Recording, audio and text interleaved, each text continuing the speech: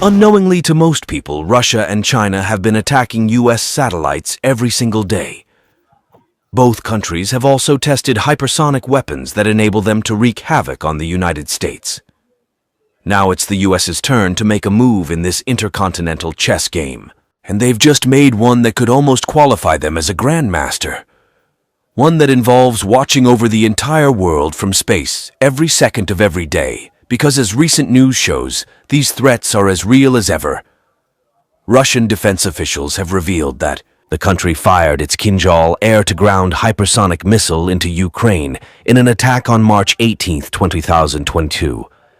This marks the first time this missile, which travels at 5 times the speed of sound, has been used in combat, and Ukraine, with no defenses against hypersonic weapons, was defenseless against the Kinzhal, causing many to consider this an overkill. China's entry into this threatening stance comes in the form of a larger hypersonic missile than the Kinzhal, and is 5 times faster too. It's known as the Fractional Orbital Bombardment System. China's FOBS is a nuclear-capable missile that jets into low Earth orbit, and then deorbits at the right time to kamikaze into a target anywhere on Earth, like an intercontinental ballistic missile or ICBM. But with the added plus of higher range and insanely greater speeds, China tested this weapon in 2021, catching U.S. intelligence by surprise, to put it mildly. Such a weapon could make legacy missile defense systems, although advanced, completely useless. Once launched, a FOBS takes off to low Earth orbit, circling the planet for as long as necessary, till its target is in sight. Once the target is spotted, the hypersonic missile deorbits, clocking its Mach 27 top speed. The FOBS can be pictured as a space shuttle that's fitted with a nuclear warhead as its payload, rather than a capsule full of astronauts with an operational range spanning across the entire Earth. The FOBS can attack the U.S. from whatever direction, arriving at least 10 minutes quicker than an ICBM would. The FOBS also comes with a scary level of agility and intelligence. They're able to maneuver away from defense systems en route to a target, making them even more difficult to track and shoot down. This high-speed agility and intelligence combo combines to deliver a level of unpredictability that attempts to limit the U.S. to only a few minutes of reaction time from when they spot the missile to when it makes a dent on U.S. soil. And this would be the case if the U.S. was stuck with its older defense systems, but it's not. The U.S. has been proactive and reactive to the growing foreign capabilities, responding with a new and advanced development system that's sci-fi enough to feature in a Marvel movie. Billions of dollars, hundreds of satellites, and a team of world-renowned companies. The U.S. is responding with a fleet of satellites that will be sent to orbit to track hypersonic weapons in the latest milestone of this undertaking. The U.S. Space Defense Agency, or SDA, announced recently that it was awarding $1.3 billion in contracts to send 28 small satellites into space, scheduled for launch in 3 years. These satellites are designed to provide the initial missile warning and missile tracking capabilities of the future. National Defense Space Architecture. The National Defense Space Architecture consists of multiple components, including 2 layers of space-based platforms: the transport layer and the tracking layer. The transport layer is a communication layer that will provide assured, resilient, low-latency military data and connectivity worldwide to all kinds of warfighter platforms. Land has a constellation varying in size from 300 to more than 500 satellites in low Earth orbit.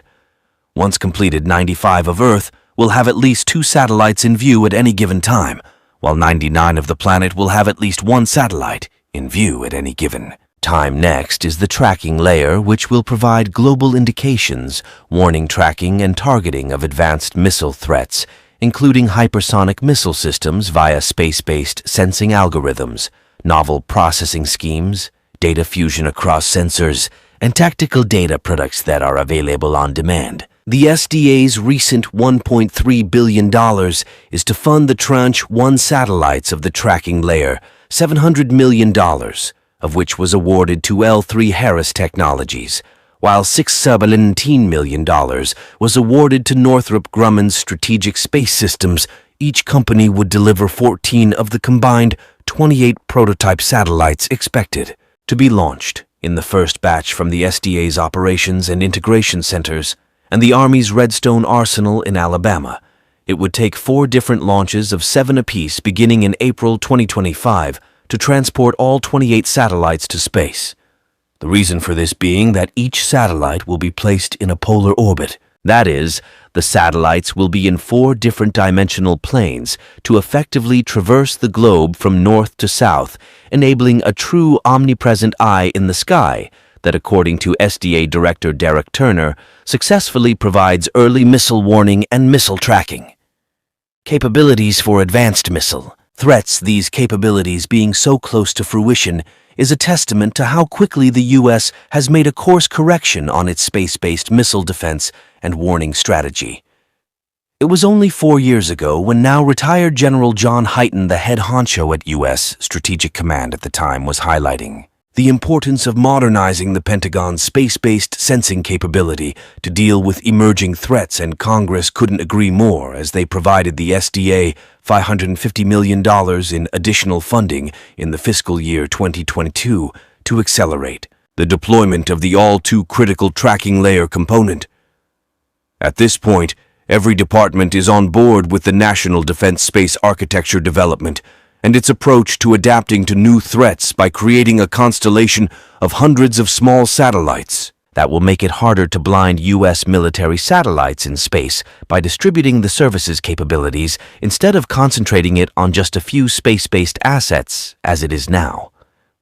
This is a particularly essential move not only to counter China's FOBS missiles, but to neutralize the impact of Russia successfully compromising U.S. satellites, because if reports tell us anything, it's that they have indeed been trying. As space continues to be a vital domain for military activities, anti-satellite technologies are on the rise.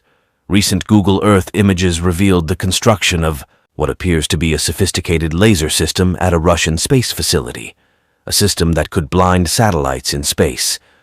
The construction is taking place at the Russian Ministry of Defense's Krona space facility, home of the massive, highly successful Raton 600 radio telescope, which says some on the quality to expect of the anti-satellite weapon being developed. The existence of this weapon was brought to light in an in-depth open-source investigation that analysed a library load of public satellite imagery solicitation documents from Russian industrial contractors and Russian financial documents. These analyses revealed the development of a project named Kalina, which was described in the financial documentation obtained by the Space Review as a laser system designed for electro-optical warfare that can permanently blind adversarial satellites by shining laser pulses so bright they This is in contrast to dazzlers, which are lasers aimed at only temporarily blinding optic systems. The Russian Kalina would have a separate tracking system with adaptive optics to help it better mitigate atmospheric disturbance. Along with this system, the laser itself features a transmit-receive system to measure laser light reflected back at it from its target in order to better aim directly at the optical systems on its targets, which are the bullseye spots that, once destroyed, would leave a target satellite blind. On the topic of potentially being a pain to American satellites, China is also in the conversation. A 2022 paper published in the Chinese journal Modern Defense Technology by researchers at the Beijing Institute of Tracking and Telecommunications Technology called for the development of a combination of soft and hard kill methods to take out SpaceX's Starlink satellites and to destroy the constellation's overall operating system. According to the paper, Starlink is a valuable military resource that can provide more stable and reliable communication capabilities for the combat units deployed by the U.S. military around the world. It could also provide high-definition pictures and even live video for U.S. forces. With that in mind, it's possible that Russia, with a Kalina, has solved the soft kill method of taking out satellites, enabling them to take out satellites without creating risks of space debris for their own satellites. It's no longer news. The shadow war in space has begun, with the 3 main players, Russia, China, and the United States, arming up with the most advanced technologies their countries have to offer. Everything from electro-optic warfare to missiles that shoot into orbit is now involved, ushering in the need for a new class of American defense systems, one that revolves around a blanket of satellites watching over the world at all times to make sure that adversary weapons can be handled satisfactorily and to ensure that you subscribe to this channel. So kindly do so now. That would be all for now. Thanks for watching.